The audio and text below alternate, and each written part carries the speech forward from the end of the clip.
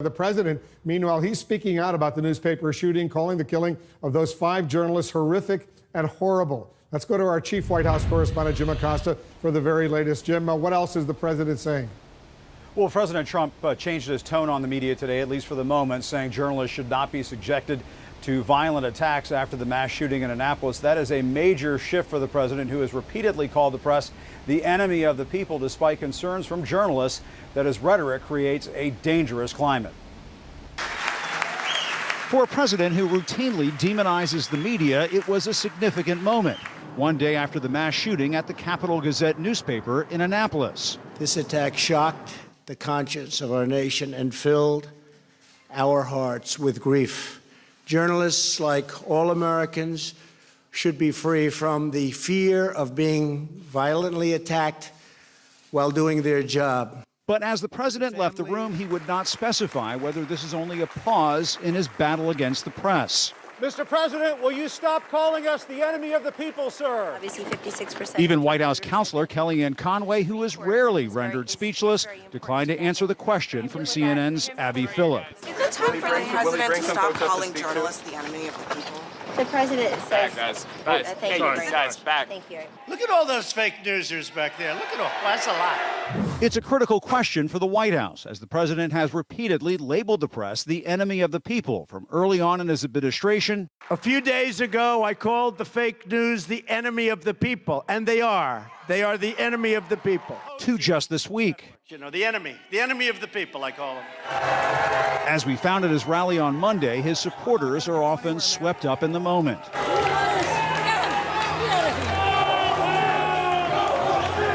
There are seemingly endless examples of the president's preference for extreme rhetoric.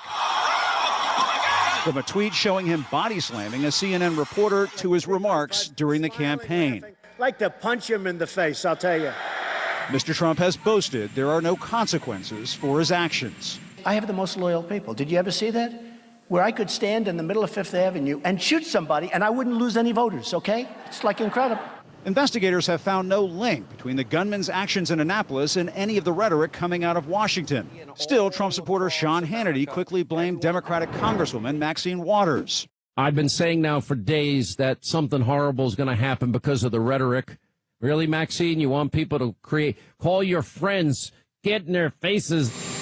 The renewed questions about the president's rhetoric comes as Mr. Trump appears to be searching for a replacement for Chief of Staff John Kelly. Sources tell CNN the president recently touched on the subject with Budget Director Mick Mulvaney over dinner this week. The president may have other staffing concerns to consider after aides patched through an apparent prank call to Air Force One earlier this week.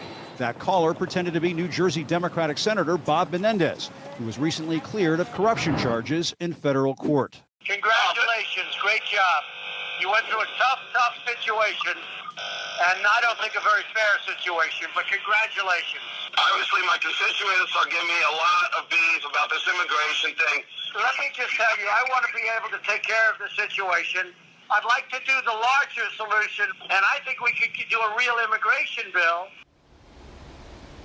Now, CNN has learned staffers for Menendez say they were contacted by the White House yesterday asking about the call, apparently unaware that it was a prank.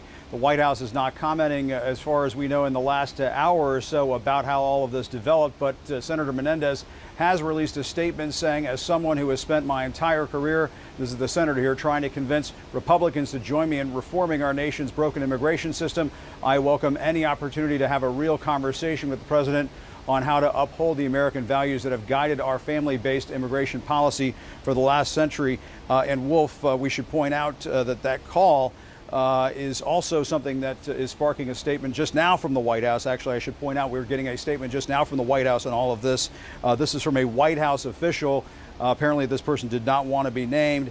And the quote goes this way, Wolf. The president wants to be accessible to members and likes engaging them and wants them to have the opportunity to connect. The downside of that is that sometimes the channels are open too widely and mistakes like this happen. So, Wolf, a very interesting comment here from a White House official just in the last several minutes. They don't acknowledge mistakes over here very often at the White House, but they're apparently acknowledging one, and that a prank phone call or a comedian was able to talk to the president on Air Force One. Raises all kinds of security concerns. If somebody can pretend to be a senator or head of state and call the president on Air Force One, that's obviously something they can't let happen. Yeah, this is a huge, huge embarrassment, but it's much more than that, Jim. As you correctly point out, it's a security problem that someone, a comedian, could pretend to be a United States senator and get a call with the president from Air Force One. They've got to fix this. I don't know what they're going to do, but clearly this was a major, major blunder with enormous security ramifications. Jim Acosta over at the White House. Thank you.